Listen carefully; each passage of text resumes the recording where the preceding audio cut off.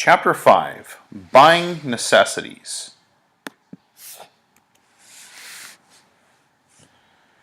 Why it's important.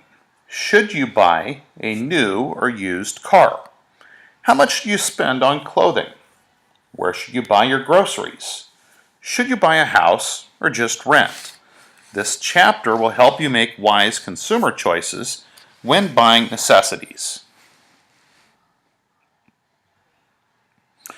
Chapter 5 explains how to maximize your food dollars, how to obtain the best value in clothing, the pros and cons of buying or renting a home, and the cost associated with owning and operating a car. Section 1 explains the trade-offs involved in shopping for food. Americans consume a wide variety of foods, purchased in a wide variety of stores. On average, Americans spend more than $150 a week on food. In this section, you'll learn how to get the most from your food dollars. Comparison shopping. Comparison shopping for food includes deciding what to buy and where to buy it. Consider time and transportation cost when comparison shopping. You can save time and money by using advertisements, coupons, and club savings. Trade-offs in food stores. Club warehouse stores generally offer the lowest prices, but their items are sold in large quantities. People also tend to spend more when shopping in club warehouse stores. Convenience stores carry few items, but they have the highest prices, but they're open for more hours.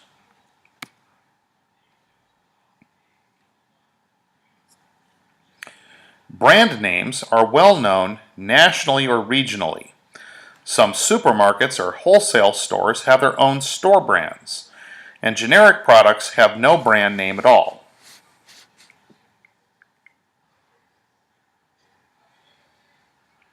Section 2 describes 3 factors that determine clothing value and explains when consumers should take advantage of clothing sales. Americans spend about $400 billion annually on clothing and other personal products. Most people could save considerable income by purchasing only a few very durable pieces of clothing. The clothes, however, would not serve another purpose: variety. In this section, you'll learn that variety for Americans is typically the motivating factor involved in clothing choice. Waist overalls was the term used in the mid-1800s for the newly created denim pants that became so popular as work pants.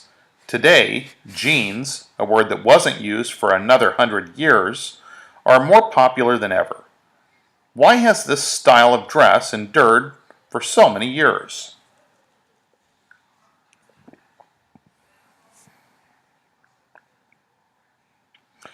Comparing clothing value. Buying current styles, which tend to change each year, can be expensive because new clothes must be bought annually. Buying classic styles, which are more basic and do not change as much, will help your clothes last longer, saving money. Durability is how well something lasts over time. Service flow is the amount of time that you get to use the product and the value that you place on that use.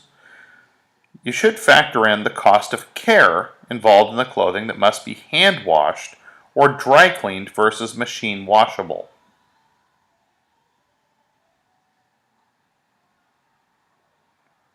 More for less.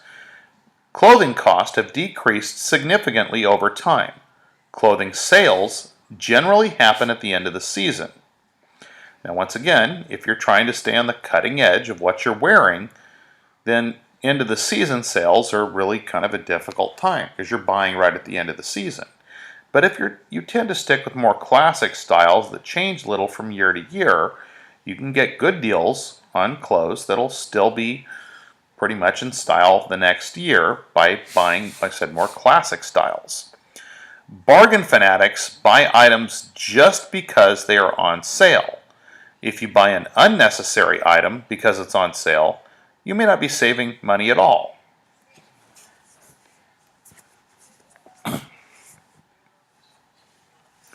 Section 3 explains or describes the pros and cons of renting or buying a home and the rights and responsibilities of renters. Some people will save for years in order to buy a small house. Others take out huge mortgages to purchase large homes. Still, others are content to rent a house, condo, or apartments most of their lives. In this section, you'll learn about renting versus buying. Wise consumers should consider both when deciding whether to buy or rent housing. In 1997, Americans spent around $119 billion on home improvements. In the year 2005, it was predicted that they would spend $180 billion on home improvements. What kind of improvements might add to the value of your home?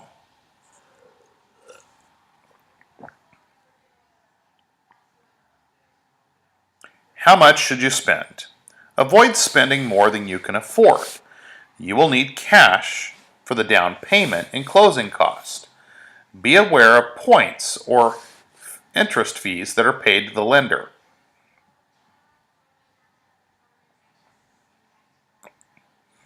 Financing the purchase of a house. Many different types of mortgages and financing packages are available. Mortgages involve down payments and interest. Mortgages are paid in monthly installments. Property tax, homeowners insurance, and mortgage insurance are often included.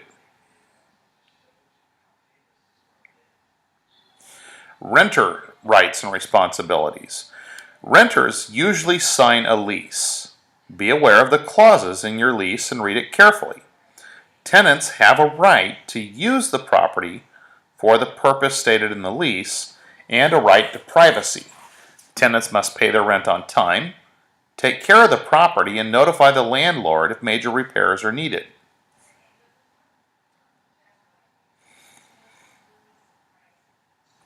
Some tenants must place a refundable security deposit in case of damaged property or unpaid rent. Tenants must give written notice if leaving prior to the lease's end, which can result in fees and fines for breaking the lease.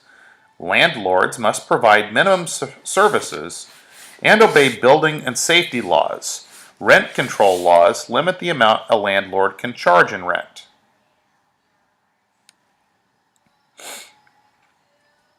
Section 4 explores the cost of buying and operating a vehicle and provides a checklist for automobile buyers.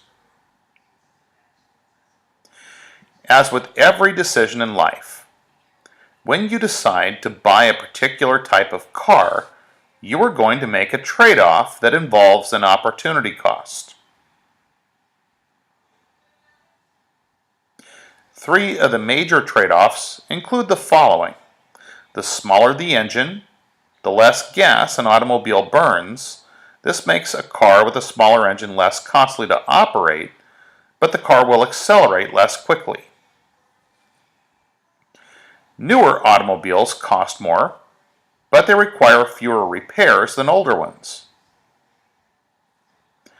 The smaller the automobile, the more energy efficient it is. In an accident, however, larger automobiles usually protect passengers better.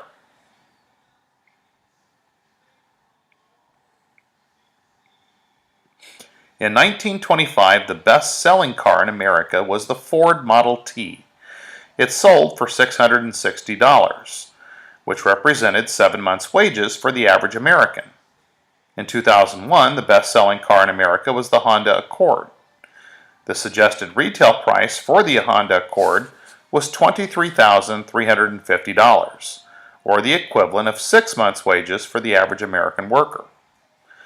Besides the purchase price, what other costs are associated with operating a motor vehicle?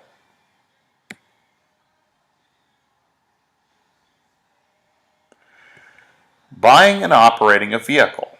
Registration fees are state fees that are paid each year. Normal maintenance and repairs. Cost of buying an extended warranty that covers problems beyond the time frame in the warranty offered by the manufacturer or dealer. These are all additional costs that you have to consider when buying a car.